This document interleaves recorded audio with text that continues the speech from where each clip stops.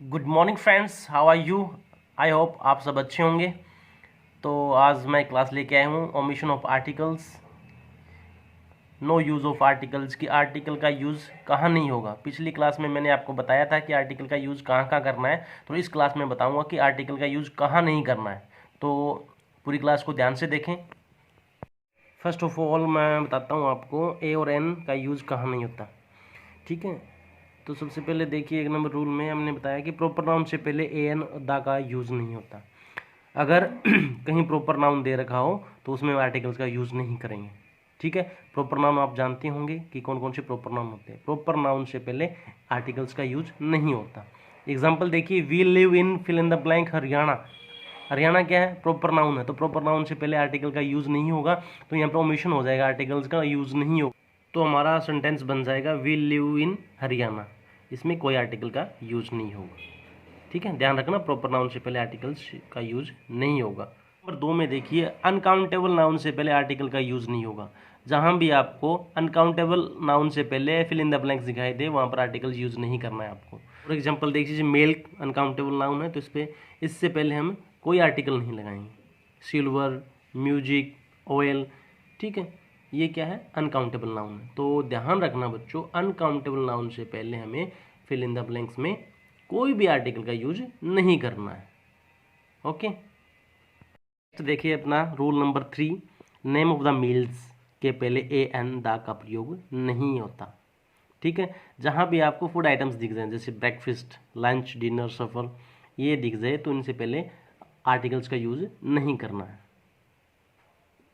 Next देखिए rule number 4, articles का प्रयोग हमें post of, rank of, title of, job of, position of के बाद प्रयुक्त नाउन से पहले आर्टिकल का यूज नहीं करना है। जब भी आपको सेंटेंस के अंदर जैसे पोस्ट ऑफ, प्रिंसिपल आ जाए, तो प्रिंसिपल से पहले आप ए एन और दा का यूज नहीं कर सकते।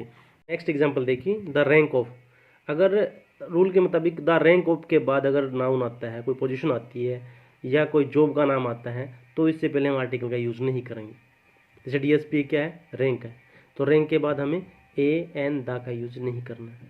इसी तरह से the job of clerk, the job of a clerk, an clerk, the clerk, articles नहीं लगाएंगे इसमें, ठीक है। तो सीधा आएगा द जॉब ऑफ क्लर्क, इनमें ओमिशन होता है आर्टिकल्स का। ध्यान रखना, जहाँ भी पोस्ट आ जाए, रैंक आ जाए, जॉब आ जाए, टाइटल आ जाए, पोजीशन आ जाए, तो उनसे पहले आर्टिकल्स का यूज नहीं करना है। आर्टिकल्स देखने में आसान लगते हैं परंतु आसान नहीं होते। ओमिशन, कई बार हम ओमिशन में गलती कर देते हैं कि आर्टिकल का यूज नहीं करना हुआ, वहाँ हम यूज कर देते हैं। इसी तरह से रूल नंबर 6 के अंदर देखिए, आर्टिकल्स का अगर हमारे सेंटेंस के अंदर सिर्फ एडजेक्टिव दे रखा हो, इसके बाद अगर नाउन ना दे रखा हो, तो हमें आर्टिकल का यूज नहीं करना है। एग्जाम्पल देखिए, ही इज़ ऑनेस्ट, और दूसरा सेंटेंस देखिए, he is fill in the blank honest person. इन दोनों में क्या डिफरेंस है? एक में ऑनेस्ट एडजेक्टिव कहलाया है, दूसरे में ऑनेस्ट पर्सन यानी एडजेक्टिव के साथ नाउन भी आया है। तो ऊपर वाले के अंदर हमें ओमिशन ऑफ आर्टिकल रहेगा, क्योंकि ऑनेस्ट एडजेक्टिव है, एडजेक्टिव के बाद कोई नाउन नहीं है, तो हमें आर्टिकल का यूज नहीं करना है, तो इसमें कुछ नहीं आएगा। और नीचे वाले में ऑनेस्ट से पहले एन आएगा, क्योंकि इसके बाद नाउन लगा हुआ है। अंडरस्टैंड? तो ये ध्यान रखना, अकेला एडजेक्टिव आ रहा है तो आर्टिकल यूज नहीं होगा, ओके, गॉट इट। नंबर 6 के अंदर देखिए, positive adjective, demonstrative adjective, distributive adjective के बाद प्रयुक्त नाउन से पहले ए एन दा का यूज नहीं होगा। तो दोस्तों ध्यान रखना, एडजेक्टिव अकेला है तो भी आर्टिकल का यूज नहीं होगा, और पॉजिटिव, डेमोन्स्ट्रेटिव, डिस्ट्रीब्यूटिव एडजेक्टिव आए तो भी आर्टिकल का यूज नहीं होगा। जैसे this house, this a house नहीं होगा, दिस हाउस होगा। माई शर्ट हो सकता है, माई ए शर्ट नहीं होगा। एवरी ए गर्ल नहीं होगा, एवरी गर्ल होगा। माई फ्रेंड, अब हम करेंगे आर्टिकल्स दा का यूज कहाँ नहीं होता, ठीक है। तो वन बाई वन देखें, इसको समझें कि दा का यूज कहाँ नहीं करना है। सबसे पहले दा का प्रयोग भाषा या लैंग्वेज के नाम से पहले नहीं होता, ठीक है। जहाँ भी आपको सेंटेंस में लैंग्वेज का नाम दिखाई दे, उससे पहले दा का यूज नहीं करना है। For example, fill in the blanks, English is spoken in England. तो इंग्लिश एक लैंग्वेज का नाम है, तो यहाँ पे इंग्लिश से पहले दा का यूज नहीं होगा, तो यहाँ पे क्रॉस आएगा। क्या आएगा? क्रॉस आएगा, ओके। प्यारे दोस्तों, इस रूल का एक एक्सेप्शन भी है। देखिए, अगर name of language plus language आ जाए तो दा का यूज होगा। क्या आ जाए? नेम ऑफ लैंग्वेज, जैसे हिंदी आ जाए, फिर हिंदी के साथ लैंग्वेज वर्ड साथ आ जाए, जैसे English language, Hindi language, English language, Hindi language, French language, Spanish language, ये आ जाए तो हमें दा का यूज करना है। एग्जाम्पल देखिए, do you speak fill in the blanks, Hindi language, Hindi भी है और लैंग्वेज भी है, दोनों आए हैं, हिंदी के साथ लैंग्वेज वर्ड आया, तो इस तरह के केस के अंदर हमें दा का यूज करना है। ध्यान रखना, do you speak the Hindi language आएगा इसमें। Okay, got it. ऐसे इसका एक और एक्सेप्शन है, अगर ट्रांसलेट वर्ड का प्रयोग भाषा के नाम से पहले होने पर भी आर्टिकल दा का यूज होगा।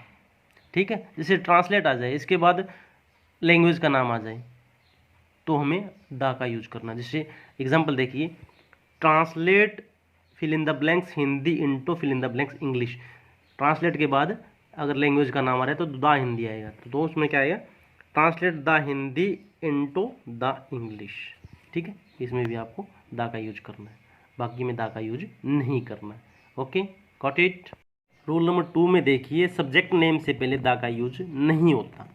जो भी सब्जेक्ट्स आ जाए, सब्जेक्ट होते हैं जैसे Hindi, English, math, science, physics, chemistry, ये वर्ड आ जाएं तो इनसे पहले दा का यूज नहीं होता। Fill in the blanks, example देखिए, fill in the blanks, English is a difficult subject, fill in the blanks, math is very interesting subject. ठीक है, ये क्या, इंग्लिश और मैथ क्या है, सब्जेक्ट है, तो सब्जेक्ट से पहले दा का यूज नहीं होता। Okay, got it.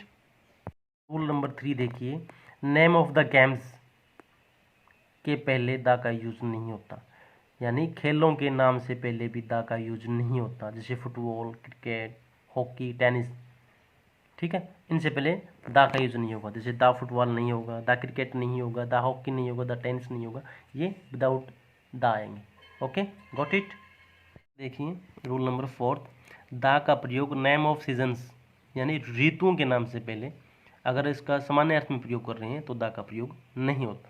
In spring आएगा, इन द स्प्रिंग नहीं आएगा, in winter, in summer, in autumn आएगा, यानी इनका सामान्य अर्थ में प्रयोग कर रहे हैं तो सीजन से पहले इनका दा का यूज नहीं होगा। अगर सीजन वर्ड साथ लगा हो तो दा का यूज होगा, जैसे इन द समर सीजन, सीजन साथ लगा है ना, अगर सीजन साथ लगा हो तो दा का यूज होगा। ठीक है, इसी तरह से एक और एक्सेप्शन देखिए, अगर सीजन नेम का प्रयोग पर्टिकुलर सेंस में होने पर दा का प्रयोग होगा, यानी एक पर्टिकुलर सिचुएशन में हम एक विशेष तौर पर इसका यूज कर रहे हैं तो दा का यूज होगा। एग्जाम्पल देखिए, आपको समझ में आ जाएगा, we went to Goa in the summer of 2022।